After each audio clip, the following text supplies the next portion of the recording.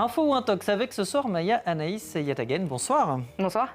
Et vous nous emmenez au Cameroun où une vidéo très virale affirme montrer l'arrivée de bombes nucléaires dans le pays.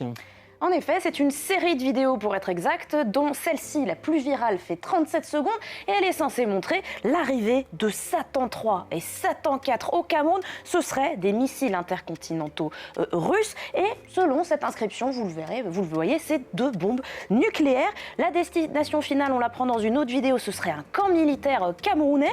En passant, vous le voyez, sur des camions par des routes bitumées avec des passants extrêmement interloqués. Et en effet, il y a des raisons d'être interloqués parce qu'il n'y a aucune mention d'un tel transfert de technologie entre la Russie et le Cameroun, qui ont des accords militaires certes, mais aucune mention d'un tel déploiement. Et puis d'autant plus que le Cameroun a bien signé et ratifié le traité sur la non-prolifération des armes nucléaires. Alors, ce qui met la puce à l'oreille aussi, c'est qu'il n'y a pas beaucoup d'encadrement militaire, par exemple, sur cette vidéo. Alors évidemment, il y a une réponse sur les réseaux sociaux de cet auteur de la première vidéo, toujours sur TikTok, qui répond « Ceux qui m'ont dit que les 3 missiles nucléaires n'étaient pas gardés, eh bien regardez ». Alors reprenons un peu plus tôt cette vidéo qui est censée montrer un encadrement militaire. En réalité, vous allez voir une seule personne en habit en tri apparemment, et puis surtout beaucoup de voitures avec un panneau convoi exceptionnel. Toujours le même compte TikTok va ensuite accuser l'armée de ne pas correctement attacher les différentes ogives nucléaires. Voici, selon cet internaute, le Satan 3.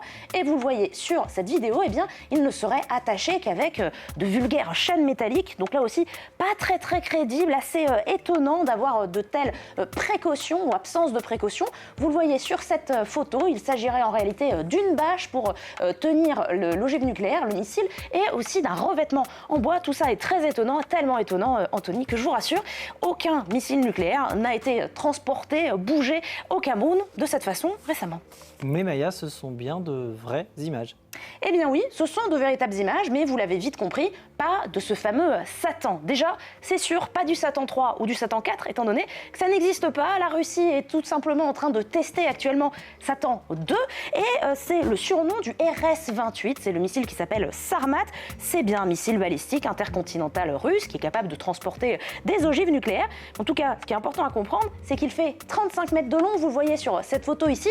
Ça ne ressemble pas du tout, ni en taille, ni à ce à quoi il ressemble, à la vidéo que je vous ai montrée avant. Vous pouvez comparer, vraiment c'est pas du tout la même forme. Alors au final, comment est-ce qu'on réussit à savoir où est-ce que ces vraies images ont été tournées? Eh bien nos confrères de RFI, ils ont sorti la grosse loupe sur la première vidéo que je vous ai montrée et ils ont identifié cette étiquette juste là avec une SABC du Cameroun, site Bafoussam, il y a une adresse à Douala, il y a même un numéro de commande.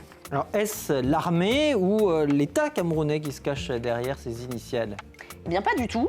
Au final, la SABC, pour résumer, elle ne se cache pas, parce que la SABC, vous voyez ici, c'est la Société Anonyme des Brasseries du Cameroun et elle a été créée à Douala en 1948 et sans surprise, elle fait des bières et des boissons gazeuses, c'est normal pour une société des brasseurs au Cameroun. Et quand on cherche l'adresse qui est sur l'étiquette que je vous ai montrée un peu plus tôt, eh bien on tombe effectivement toujours sur cette usine SABC à Douala, une usine qui a été contactée toujours par nos confrères de RFI et qui a envoyé des photos complémentaires de ce que vous voyez ici, des cuves de fermentation qui sont installées dans cette usine. On les retrouve d'ailleurs sur ces images satellites juste ici.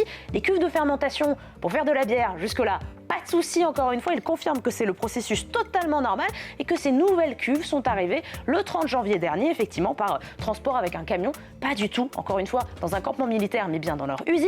En tout cas, pour résumer, il faut noter que les différents professionnels de la désinformation, ils aiment beaucoup les engins cylindriques, pour ne pas donner un autre mot. Déjà, en novembre 2024, nos confrères de RFI avaient identifié une fausse information. C'était à l'époque une colonne de régénération qui était dans une raffinerie au Nigeria et ça avait déjà été utilisé pour propager de fausses informations comme quoi ce serait à l'époque déjà une bombe nucléaire russe. Merci beaucoup Maya, Anaïs, Yatagen pour Info ou Intox est à retrouver sur France 24 et nos réseaux sociaux.